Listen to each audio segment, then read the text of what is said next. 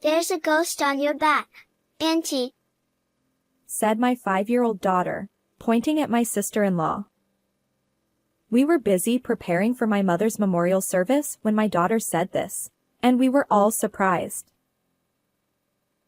It's the time of year when our ancestors come back, my brother said casually with a laugh. In contrast, my sister-in-law turned red and raised her voice.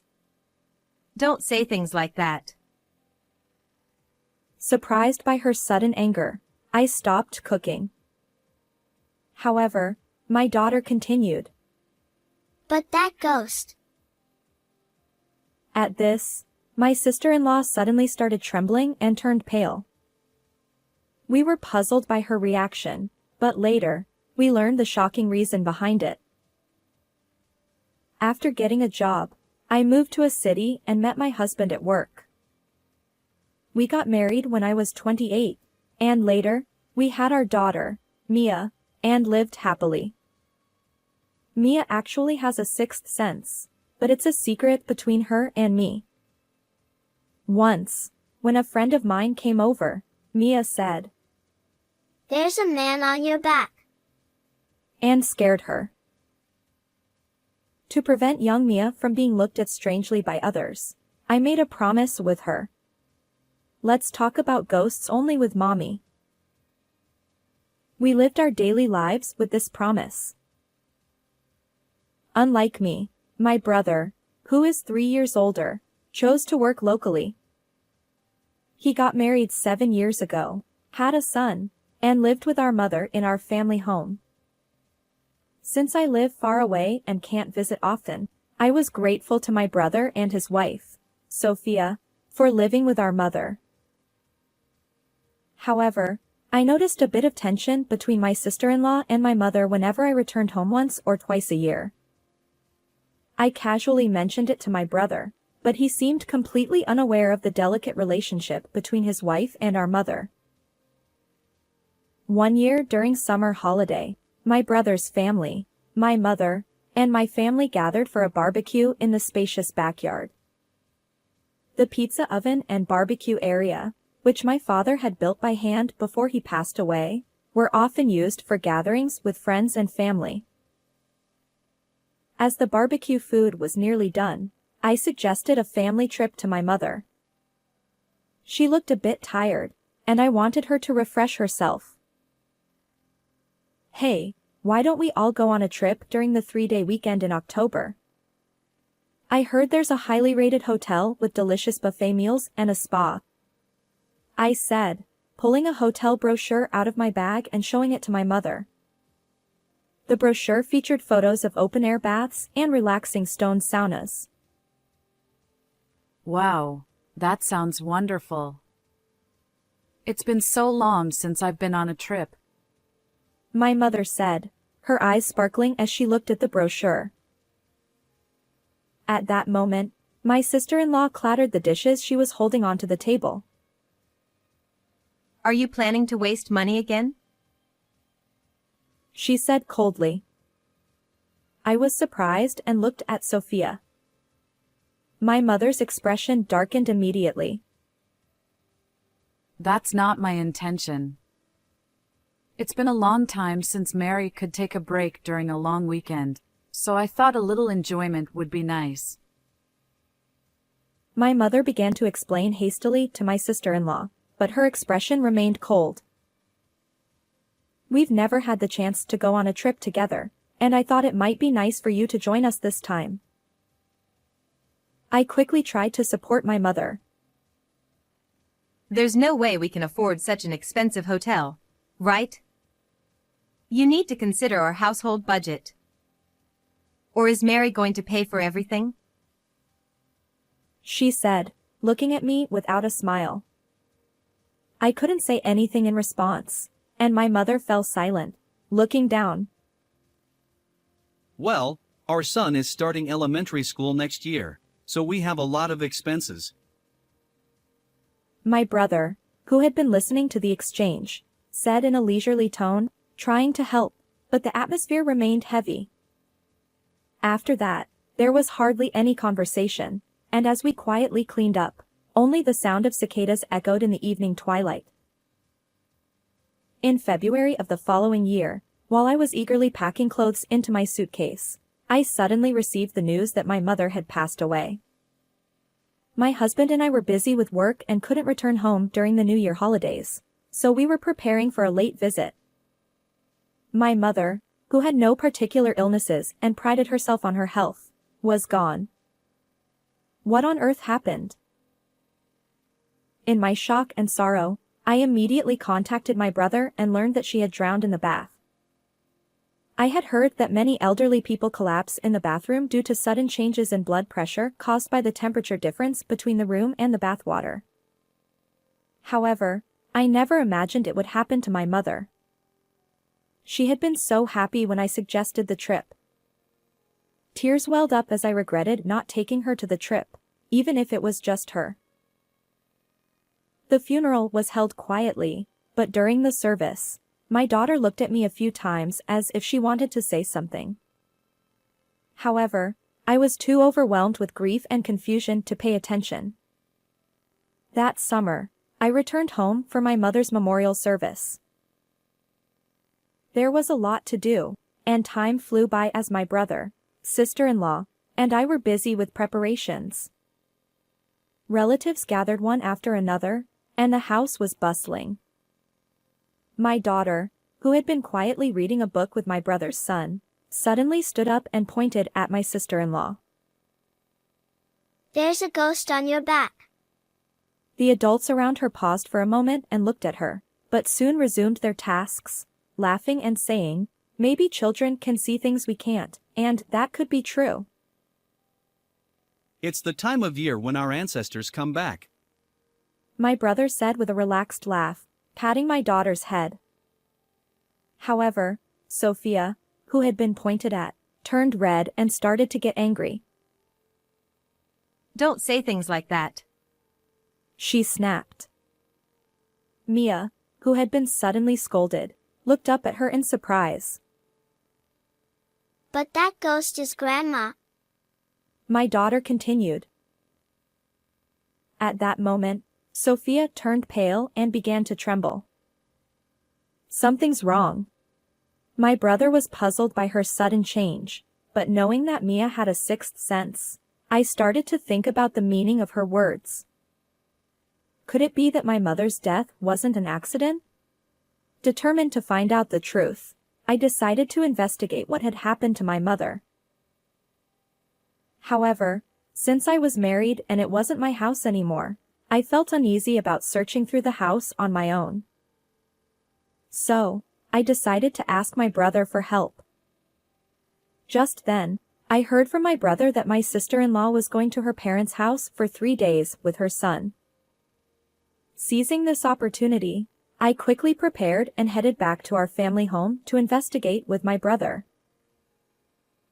Upon arriving, I immediately went to my mother's room. Inside, I found a small desk with photos of my father and her 2 grandchildren, along with gardening magazines, her favorite hobby. Seeing these remnants of my mother made my heart ache. However, I took a deep breath and reminded myself that this was not the time for sentimentality. I started by opening the drawers of the dresser that my mother had brought with her when she got married, from the top down. There were only a few clothes, untouched since her passing. When I reached into the back of the bottom drawer, I felt something hard. What is this? What I touched was a small notebook, which turned out to be my mother's diary. As I flipped through the pages, I gasped. Mary? My brother called out, snapping me out of my shock. I turned around. This? What's wrong? Are you okay? I found this in Sophia's room. He handed me a piece of paper before I could show him the diary. The moment I saw it, I was convinced that my mother's death was not just an accident. A week later, I visited my family home with my husband and daughter. The house felt empty and lonely without my mother. That day, the children were tired from playing and started dozing off early, so my husband took them to the bedroom. Seizing the opportunity, I called out to my sister-in-law.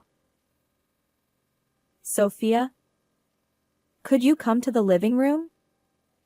I need to talk to you. She looked a bit annoyed at being interrupted from her chores but followed me. What is it? Why so formal all of a sudden? She asked, crossing her arms and staring at me. It's been 6 months since Mom passed away. Sophia, isn't it time you told us the truth? What are you talking about? She replied, her expression remaining cold. I pulled out my mother's notebook from my bag and held it out to her. This is the diary Mom kept. I'm going to read what she wrote. Sophia's eyes seemed to flicker for a moment. Recently, I can't wake up in the morning. Even though I get enough sleep, my head feels foggy, as if I'm in a mist. Sometimes, this feeling lasts all day. My mother started writing about her health changes in her diary last December. She detailed her symptoms meticulously, perhaps worried about the gradual changes in her previously uneventful daily life. It was written that she often felt dizzy and could barely walk, but my sister-in-law strongly insisted that she go shopping, so she forced herself to go out. The diary continued, after meals, I often feel extremely sleepy and can't concentrate. I even went to the hospital, but they couldn't find the cause. As I read the diary aloud, I could see my sister-in-law's face growing tense. Even when Mom couldn't bear the sleepiness and lay down on the sofa, you forced her to take a bath, didn't you? What? It's normal to take a bath every day. What's wrong with that?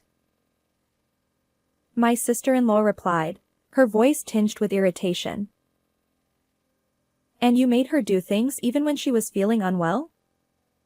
You didn't listen when she said she wanted to rest? I have a job too, and I'm busy. It's only natural to expect a little help from her since we live together, right? She showed no remorse. And how do you know that what's written in that notebook is true? Maybe she wrote lies to make me look bad. She added with a faint smile, as if suggesting I was making it all up. Seeing her reaction, I pulled out my final trump card. Then what is this? I thrust a crumpled prescription in front of her. This was what my brother had found in Sophia's room. Were you trying to make it look like an accident by giving Mom a large dose of this medication that induces drowsiness? The symptoms of sleepiness and dizziness are caused by taking a large amount of this drug. Stop making accusations. This is my medication. She turned away with a huff, trying to dismiss my claims. Just as my anger was about to reach its peak, the door suddenly opened with a clatter, and we all turned to look.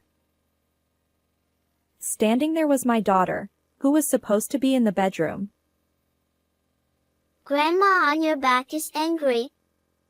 She pointed at Sophia just like she did during the memorial service. Sophia turned pale instantly. Stop it. There's no such thing. Sophia snapped. But she said it during the memorial service too. She said you killed her. My daughter retorted, undeterred by Sophia's outburst. What Mia is saying is true. I kept quiet to avoid scaring anyone, but my daughter can see spirits. I said, rushing to Mia and placing a hand on her shoulder with a smile. Thank you. Grandma is surely grateful that you had the courage to tell us. I said, encouraging my daughter to return to the bedroom. She nodded and I closed the door. Sophia muttered to herself. That can't be. But Why did you harm my mom? it wasn't me. She snapped, glaring at me. At this point, my brother, who had been silent until now, spoke up. I want you to tell the truth. If we test Mom's blood, we can see if it matches the medication from that prescription. How are you going to get blood from someone who's already been cremated? Are you stupid? She scoffed. She laughed dismissively, but in reality, blood had been taken from my mother's body to investigate the cause of her death. Hearing this, Sophia realized she couldn't escape and confessed. I've had enough of this rural life. No stylish shops, no cafes. I'm fed up.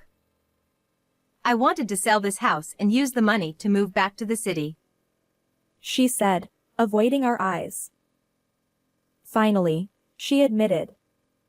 I wanted her to leave as much of her assets as possible. That's all there is to it. She said with a defiant expression. I was stunned by her words. So you took Mom's life? You took a family member's life for something like that?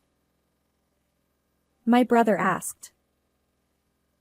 My brother's voice, red with anger, trembled with rage, but she remained unfazed by his words. I thought this house and the large garden would fetch a good price if sold. But she said she never wanted to leave this place until she died, so I had no other choice. Knowing how much my mother cherished this house, I couldn't believe my sister-in-law's cold words. This house is filled with not just our memories, but also our parents' love. Don't talk about selling it so easily. You need to face your crime and reflect on it. I reached for the phone to call the police. Seeing my actions, Sophia's face turned pale, and she suddenly changed her attitude, clinging to me. Wait, don't call the police.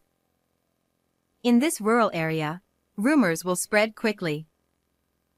Please, don't do this. She pleaded.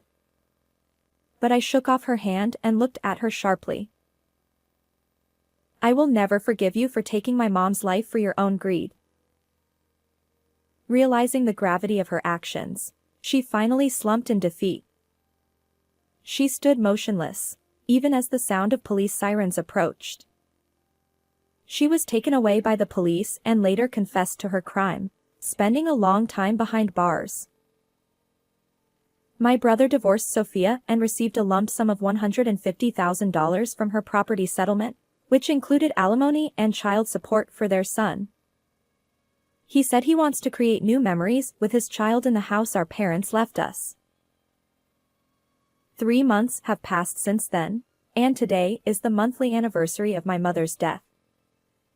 I sat on the porch of our family home, watching my daughter and my brother's son play with a ball in the yard. Hey, we're ready to go to the grave. My brother called from the parking lot. The 2 kids cheerfully replied, okay, and we all got into the car and headed to the cemetery where my mother rests. When we arrived at the grave, my daughter said, I think I heard someone's voice. looking around curiously. It might be Grandma. Mia nodded and smiled happily. At that moment, an unseasonably gentle and warm breeze brushed my cheek. It felt just like the warmth of my mother that I remembered from my childhood. How did you like this story? Don't forget to subscribe to the channel. See you in the next video.